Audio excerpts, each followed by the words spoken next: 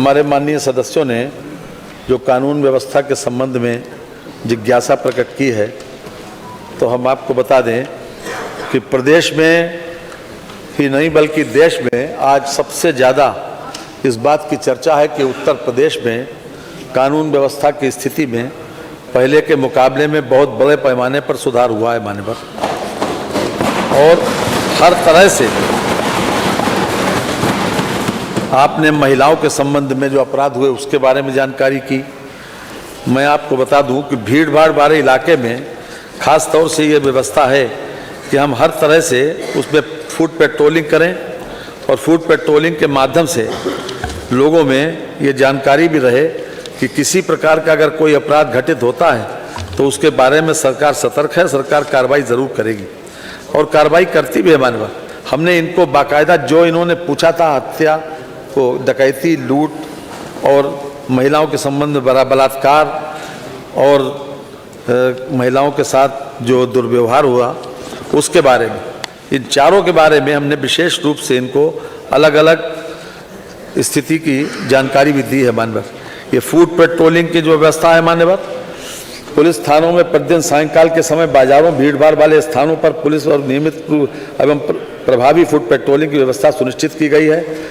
Food patrolling की monitoring हेतु एकीकृत फूड पेट्रोलिंग पोर्टल विकसित किया गया है, जिसमें प्रतिदिन जनपदों व थानों में की गई फूड पेट्रोलिंग की फोटो अपलोड कर उनकी समीक्षा की जाती है माननीय। इसके अलावा जो महिलाओं के संबंध में अपराध की बात कही है माननीय, उसके बारे में रोमियो स्क्वाड हमने बनाया और रोमियो स्क्वाड का जो हमारे पास इस समय आंकड़ा है वो भी हम आपके सामने माननीय बताए देते हैं कि हम हर तरह से हमने इस बात की चिंता की है कि किसी भी तरीके से महिलाओं के संबंध में जो अपराध हैं उनको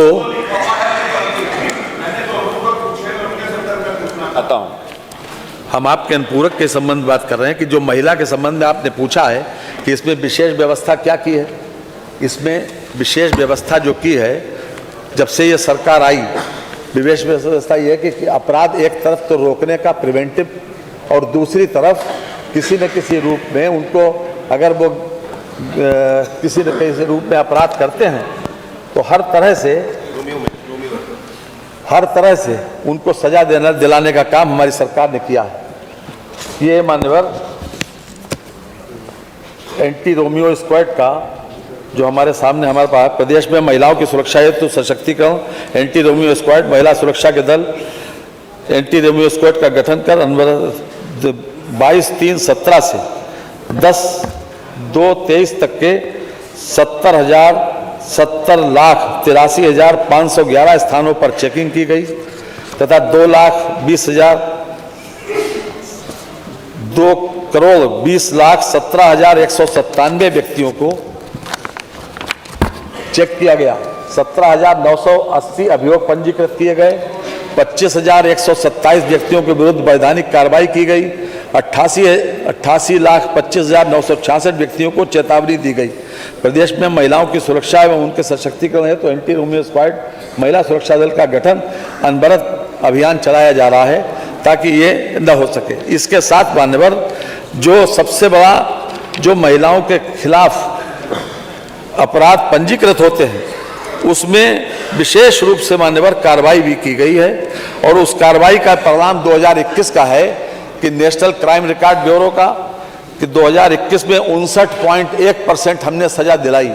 2021 का खाली आंकड़ा है और जबकि राष्ट्रीय औसत केवल 26% का है। यानी राष्ट्रीय स्तर पर जो औसत है 2021 का उससे हमारा सजा दिलाने का औसत ज़्यादा है। सजा से आदमी को ये भय लगता है कि अगर इस सरकार में किसी प्रकार का कोई अपराध किया तो हमको पनिशमेंट ज़रूर मिलेगी। ये अपने आप में सजा के इसके साथ साथ गैंगस्टर और गुंडा एक्ट की कार्रवाई भी मान्यवर हमने बड़े पैमाने पर की है। ये भी हम आपको दिला दें, ये महिलाओं के लिए जो उत्तर प्रदेश में सजा के खिलाफ जो अत्याचार महिलाओं को सताया जा रहा है साइबर क्राइम द्वारा, उस पर क्या करेंगे। फोरेंसिक लैब का मैंने कहा और सीसीटीवी कैमरों के लिए कहा। बहुत सारी जगह मान्यवर ऐसी है जहां जरूरत है आज सीसीटीवी कैमरों की। जी, सीसीटीवी कैमरे बड़े पैमाने पर लग रहे हैं। पहले सजा की बात बता दें। और उसके बाद आपका जो साइबर क्राइम है उसके बारे में पूरा एक अभियान चल रहा है।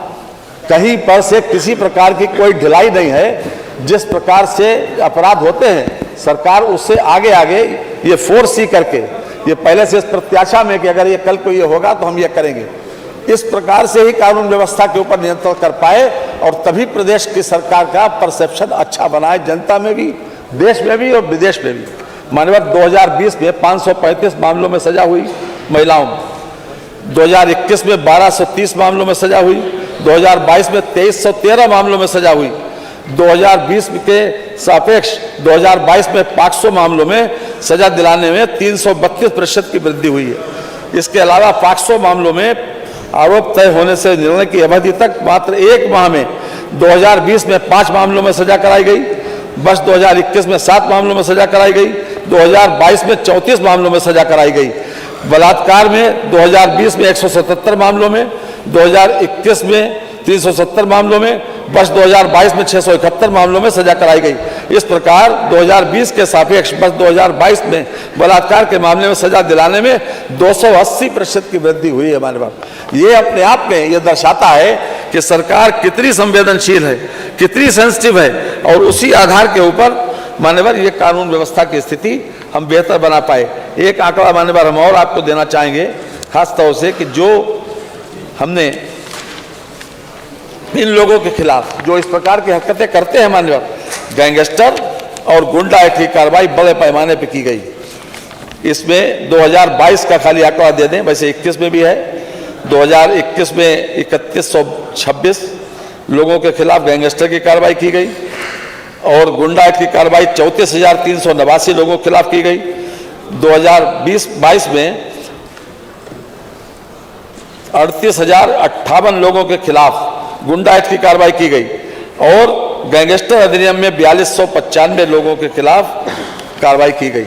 ये अपने आप में ये दर्शाता है मान्यवर कि किसी भी तरह से हम अपराध के बारे में जो जीरो टॉलरेंस की नीति योगी सरकार ने घोषित की है उसको हम किसी प्रकार से हम लोगों को अपराध नहीं करने देना चाहते, और जहां पर भी अपराध होता है तो हम हर तरह से उसको रोकने, प्रिवेंटिव एक्शन भी लेते हैं और सजा भी दिलाने का काम करते हैं मान्यवर बड़े पैमाने पर। जहां तक ये जो साइबर क्राइम की बात बताई है, ये मान्यवर 18 रेंज में जो साइबर पुलिस स्टेशन है, अभी तक मान्यवर केवल 2 स्थानों पर पुलिस स्टेशन थे, एक लखनऊ में और एक क्या नाम नोएडा में। लेकिन अभी 16 स्थानों पर हमारे जितने भी हमारी कमिश्नरी लेवल है उन सबके ऊपर साइबर थानों का हमने साइबर थाने खोल दिए गए साइबर, और इसमें सभी प्रकार के जितने भी लैब्स हैं जो बेसिक फॉरेंसिक जांचें हैं, इसमें लैब्स भी रेंज हेडक्वार्टर्स पर बनाने का प्रयास है मान्यवर। अच्छा, लखनऊ हेडक्वार्टर में एडवांस डिजिटल फॉरेंसिक लैब की स्थापना की जा रही है। इसके अलावा हमारा कन्विक्शन रेट जो है वो हमने आपको बता दिया कि कन्विक्शन रेट जो है, तो हर तरह से मान्यवर जितने भी किसी भी एंगल से अगर देख लें तो हमने जितने भी पीछे की सरकारों का अगर आंकड़ा देख लें, पब्लिक परसेप्शन देख लें, हर तरह से सरकार ने कानून व्यवस्था की स्थिति को सुधारने में जी तोड़ प्रयास किया और वो प्रयास सफल हुआ है। आज उत्तर प्रदेश के जितने भी अपराधी हैं या तो वो प्रदेश छोड़ के चले गए और नहीं तो मानवर जेल में। ये किसी की हिम्मत नहीं है किसी प्रकार का कोई अपराध का खुलेआम वो कर सके, और जहां पर किया गया तो उनको उसी की भाषा में जवाब भी दिया गया, उसी की भाषा में जवाब दिया गया। और आगे भी किसी प्रकार से जीरो टॉलरेंस की जो नीति है उसको पूरी तरीके से परफॉर्म करेंगे, निभाएंगे और हर तरह से प्रदेश को कानून व्यवस्था की स्थिति सुधारने का जो बीड़ा उठाया है उसमें रिजल्ट देंगे।